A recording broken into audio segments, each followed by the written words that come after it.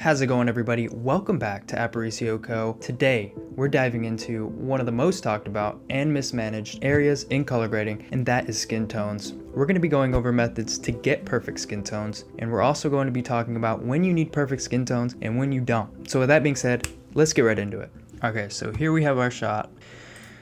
So let's come in here. I've set up some color space transforms. This is the first one, and this is the second one. It's for an ARRI camera. I forgot which ARRI camera. So the first thing that's super important, obviously, is properly converting your log footage into Rec 709. Most of us are going to be shooting log. So that's the first step to getting good skin tones, because if we don't do that, things are going to start to be inaccurate, and down the pipeline, things are going to be a lot harder to adjust.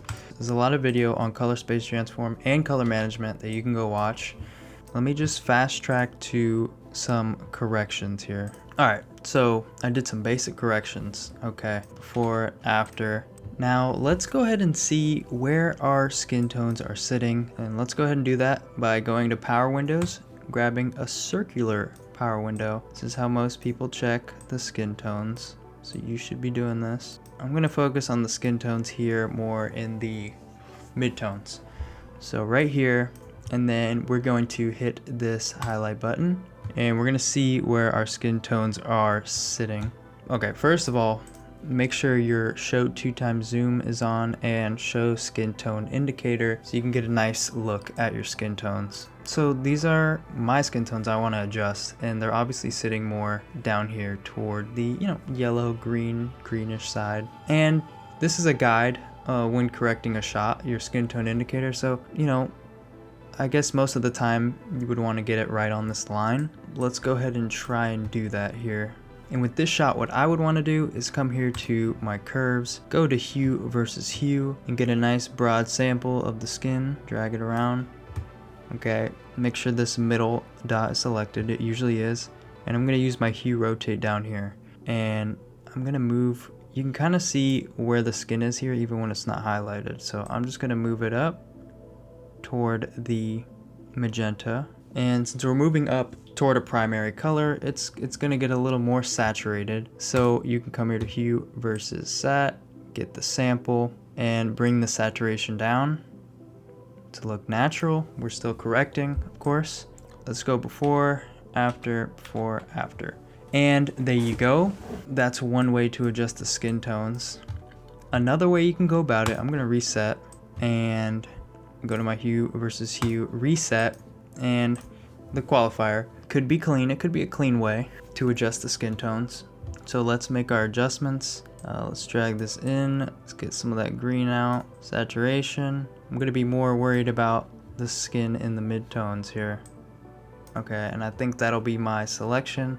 I'm fine with it also selecting part of her clothing. And put the blur radius up a little bit. I'm going to put mine around 9. Put my denoise to about 8. I'm going to come over here to my offset, and I'm going to move the skin toward the magenta a little bit. And then what I'm going to do is go to my HDR wheels, go to saturation, drag it down till it looks natural. You can also come right here to hue, and we're going to move it toward magenta, so up a tad. And obviously the saturation is going to go up as well. So what I'm going to do is go to my HDR wheels, go to sat, and bring it down till I'm at a good spot. Right there is good. So this is technically correct.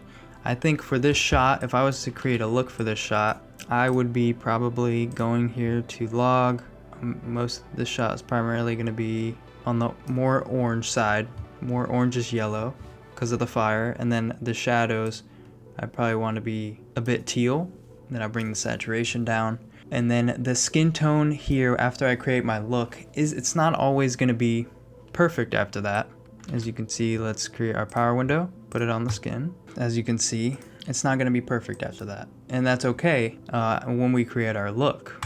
In the corrections though, we want a good foundation before we go into creating our look, so we get the skin tones close to perfect or close to correct.